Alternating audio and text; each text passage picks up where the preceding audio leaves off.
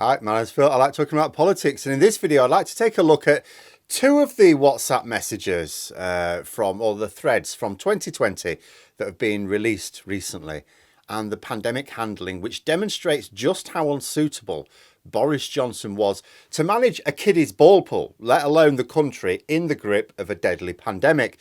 But first, if you'd like to be notified of daily news and politics, please subscribe to the channel and click the bell notification icon. So there are emerging a lot of discussion points around these leaked WhatsApp messages.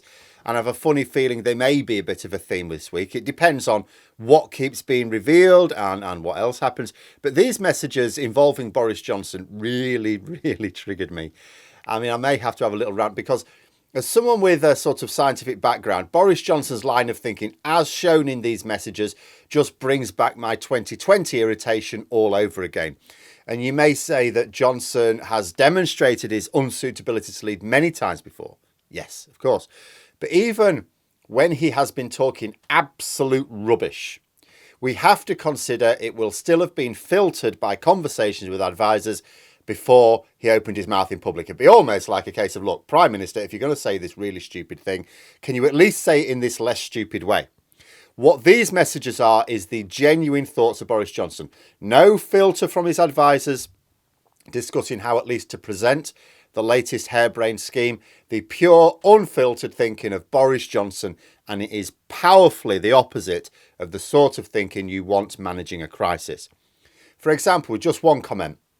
He demonstrates that he doesn't even think that containing the spread of an infectious disease is even desirable. Let's look at risk management with Boris Johnson. He tried to bring up an article I've been reading in The Spectator. I mean, straight away, The Spectator, behave yourself.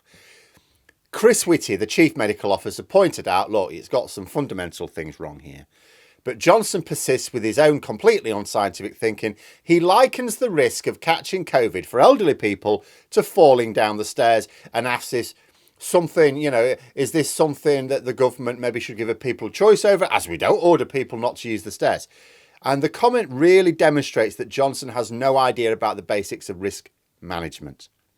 It's not sensible to judge a risk as being acceptable just because it's on the same level of risk as something else that's considered acceptable. By the way, falling down the stairs even for an elderly person is not anywhere near on the same level of risk as contracting COVID, by the way. That was just it. It's one of those classic cases of 96% of all statistics is made up on the spot. This one was. So let's assume the risk of COVID, of contracting COVID, was the same as the risk of falling down the stairs for an elderly person. It was not on any level. Absolutely clearly incorrect. Way more elderly people will have safely negotiated stair journeys than dodged infection when coming into contact with the virus. The statistics show that very clearly. But let us just say for now, let us just say that the risk was actually the same, despite clearly not being. Because my issue here is not that he's just pulled a statistic out of his arse. My issue is he doesn't understand risk management, even if they were the same. The first thing to note is that we have measures in place to reduce falling down the stairs. We have handrails. The steps are unlikely to be covered in a highly polished, frictionless material. The elderly person is also not likely to be wearing anything with slippery soles. If they are conscious of the risk, they may take their time to go down the stairs more carefully than, for example, I might. All of these reduce the risk of falling. So what you've got is a potentially hazardous activity, and you've thought to yourself, right, let us reduce the risk by putting things in place. These are mitigations. They are systems and actions that you put in place in order to reduce the risk of falling down the stairs. And we all use them to some degree or other based on our own perception of the risk. Which is why children run up and down them. They don't understand risk. And people, particularly vulnerable people, or people who are vulnerable to falling down the stairs, are more likely to apply these measures more carefully than most. What Johnson was talking about here was not putting in place anything. Nothing to reduce the level of risk at all. But the second problem with this thinking is that, so if a person falls down the stairs, it doesn't increase the chance of someone else they come into contact falling down the stairs unless they were holding on to each other at the same time. You don't catch falling downstairs because it's not infectious. If a person does not take sufficient care on the stairs and falls, they harm themselves.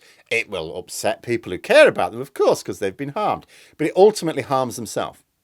If a person recklessly puts themselves in a position whereby they are not taking the reasonable steps needed to avoid COVID infection, then they do not just harm themselves, they become a carrier to potentially infect others, even if they suffer no symptoms themselves. You know, and they can infect someone who is taking precautions and be more vulnerable to the infection as well.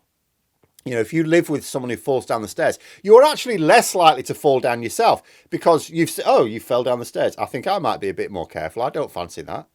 Your leg looks a bit messy. I don't want a broken leg. I'm going to be more careful now. You'll be more mindful of the hazard and take it easy yourself. Once bitten, twice shy.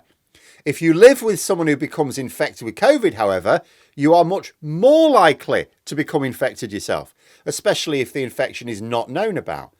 I mean, you can easily become infected with COVID and never know. You cannot really fall down the stairs and not be aware of the fact. You know, there's so many ways in which conflating COVID infections with falling over is just disastrously wrong, and not one single way in which it makes sense. You know, analogies and comparisons are obviously never perfect. There's always, because of the nature of it, it's not exactly the same thing. So you can usually poke some holes in them. But if they stand up on the salient point of the comparison, then you use them. This was not remotely the case here. That Johnson could even think in these terms shows that it was impossible for him to make any rational decisions because he does not understand the basics of risk management, and dealing with the pandemic is all about risk management. Because on the one hand, you can't isolate everyone in the country because the country cannot then function. You cannot ignore it completely, take it on the chin, because then you allow the virus to run rampant. So you have to put in measures that are based on risk-reward calculations, and he was clearly incapable of making them. And as you can see from the comments, clearly incapable of leaning on those who could make them. You know, I saw someone say that this exchange demonstrated just how the scientific advisors, such as Chris Whitty in this exchange, prevented Johnson going ahead with his more insane ideas. But what I see is an exchange which shows that the government were never going to respect the science because they did not even have a level of basic scientific understanding that 16-year-olds are expected to demonstrate in their compulsory exams. What I see is you need a higher level of scientific understanding to pass one of the most common qualifications in the country than you do to run that country. You know, there were many things that were unknown in those early months of 2020, because that's what they try to say. Oh, lots of things were unknown. Yeah, but lots of things were also known, or at least strongly suspected. We knew that the disease was almost certainly airborne, yet the focus was on washing hands, not wearing masks. We knew that such a disease, however it's propagated, is passed on through close contact, yet we stopped the successful tracking system, which initially prevented an explosion of cases in the UK. Remember, the explosion occurred after Boris Johnson stopped that system. In some ways, we were in very bad shape for this pandemic because a decade of the Tories undermining the NHS had left us with too few resources. We couldn't deal with the influx in hospitals. But in other ways, we were very well set. We had more time than most to get things in place. We were on an island with an easy time controlling entry to the country. We had 2 infectious disease experts leading the scientific advice for the government. All for naught because we had a Prime Minister who has never in his life had to understand anything. His upbringing was incredibly privileged, everything handed on a plate. His work as a journalist required him to just comment, really, you know, rather than, he didn't have to find scoops, he didn't have to uncover stories, he just had to make comments. Even his degree was one with no formal assessment, no exams in it. You just had to convince your tutors you were worth a particular grade and they gave it to you. Completely subjective. Never once in his life has Boris Johnson ever had to learn the value of getting your thinking right. See, most of us, particularly for a knotty problem, we take a little bit of extra time to make sure that we're right in the solution we want to apply because we understand there's consequences if there aren't, because we'll have faced those consequences in the past, and it sharpens your mind into making sure you get the decision right. you know, but Johnson just had to sound plausible, but never actually be right. He never actually had to be right. You know, this is the opposite of the sort of background you want from a prime minister. Most of us have had to learn in life that you need to get things right. You know, if we don't, there's something will go wrong, and that something will be form a negative consequence for us. Boris Johnson just never had to do it. And the same applies to most of the cabinet in his government, and even the government now. You know, they've had this privileged upbringing, the vast majority of them. They throw in the odd one who's maybe had a more ordinary upbringing, but most of them have this privileged upbringing. They've gotten well-paid jobs without any skills or any effort, and they just have no idea about the value in making sure you get things right. No critical thinking skills at all. You know, and that was just the first message to trigger me. The next was a mathematical one. You know, he read an article which described a probability as 0.04, and he read it as 0.04%, despite the complete absence of a percent sign. He just assumed, it's been missed out or something. You know, Dominic Cummings had to explain to Johnson how 0.04 is actually 4%, not 0.4%. Basic maths lesson that preteens are expected to grasp. Though Cummings did say, he's badly explained in the FT article that Johnson had been pretending to read. Now, I don't know if Cummings is almost as ignorant himself or just making Johnson feel better by pretending that actually it was the FT at fault. It's not you being stupid. The FT should have made it clear. But expressing a probability in decimal form is actually normal. Despite what many non-mathematicians will think, you don't use percentages for probability, like ever. And I know this is confusing for a lot of people because they say, well, in the papers it says so-and-so percent probability type thing.